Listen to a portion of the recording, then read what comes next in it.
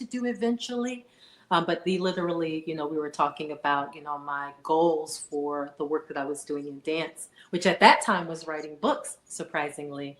And he was like, no, I think a TV show. And I was like, yeah, probably in 10 years.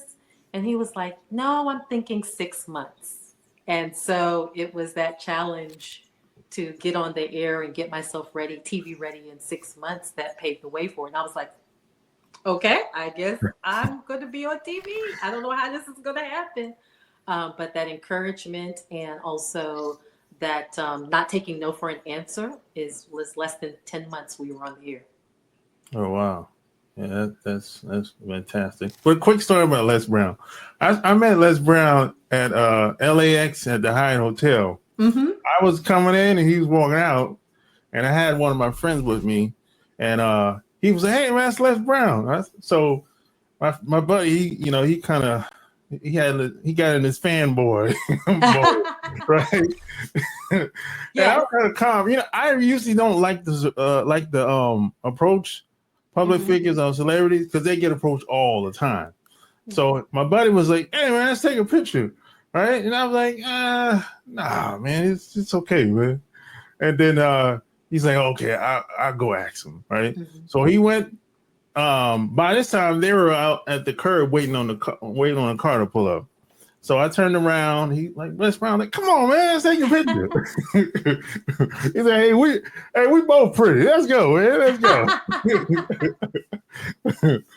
So that's my story of meeting Les Brown, man. He's very down to earth and loves to connect with people. Yeah. He has this way of connecting with people and making them feel like normal, comfortable, quick too. Yeah. So when it comes to putting these shows together, how does that work? Especially like getting it on TV. Is it a big production? Is it how does that? Because I've never done it before, so I'm just curious. I can definitely tell you that media production overall is, and I know that's a little bit of a departure. It's evolving quite dramatically, especially I think COVID kind of took media production in a different direction. Yeah. Because prior to, just doing cable work, you're in a studio, it's very, very formal, a lot of equipment. So, you have your crew, you have your green room, you have your in studio, all those kind of different elements. So it was I guess more involved, if you will, a lot more parties involved, a lot more time to produce. And when I first started, and now it's so much easier. So if I had started in this era, it'd have been a whole different game. But I appreciate that experience because I have an appreciation for the different generations of, if you will, of how you go about putting together a show, what's involved, and a respect for the art of it. Just kind of starting out in TV and cable. I started out in cable, so. Yeah, because, I can only imagine, So is it a series, a list of series, or is it just one show? No, it's a weekly show. What's weekly show? On the air for 12 years. Oh, that's great. That's fantastic. Yeah, that's good.